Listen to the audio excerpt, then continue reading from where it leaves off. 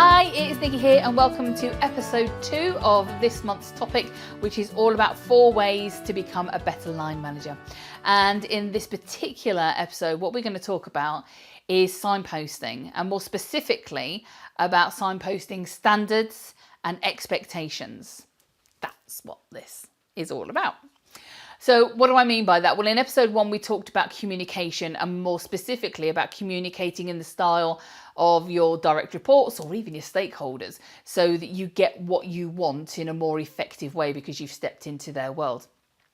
Well, it's fine stepping into their world and communicating, but unless you are going to signpost what you expect out of that communication, then you're kind of wasting your time.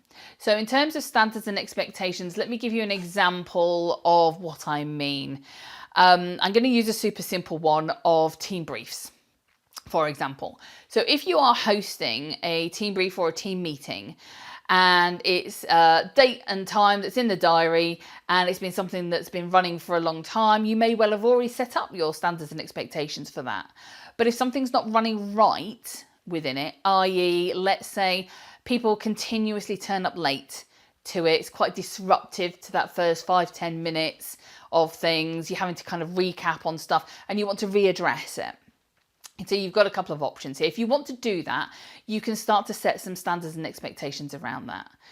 Now, what I personally would do is have a conversation within that team brief or team meeting, explaining that if they genuinely feel that they cannot make it within the first 5 minutes, then they shouldn't come along to the meeting.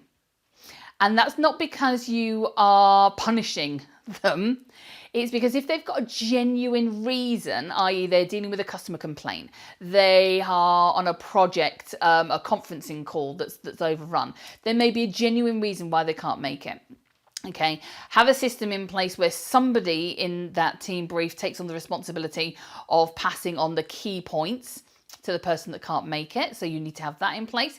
But what it does is it either gives your direct report the choice of saying, you know what, I'm just being a bit lazy with my time here, I'm leaving it a bit too late and I really need to go to the loo and go and get a cup of coffee before I get there, so I should leave earlier and get there on time. So it can do that. Or it can do what you need your direct reports to do, is think, right, I don't need to rush to that team brief, I can actually go through this customer complaint that I've got and give it my full attention. And as long as they can update you on that afterwards. So standards and expectations, if you can't make it, you need to be able to get hold of me shortly after the meeting and tell me why. So give me an update around it, and it needs to be a genuine update around it. If you are turning up to meetings and it's more than 5 minutes, I'm going to ask you to return to your desk because I don't want that disruption of you coming in and us having to kind of catch you up on things. What we'll do is we will designate a buddy to actually come and update you. It gives them back the choice of what to do, rather than you or any line manager kind of think, oh, they're late again.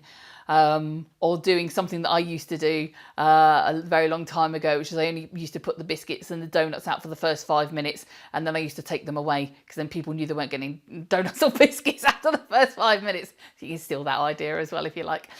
So there we go, standards and expectations. Communicate in their way, but set standards of communications that allow them to make the choices but understand the consequences. That's really key.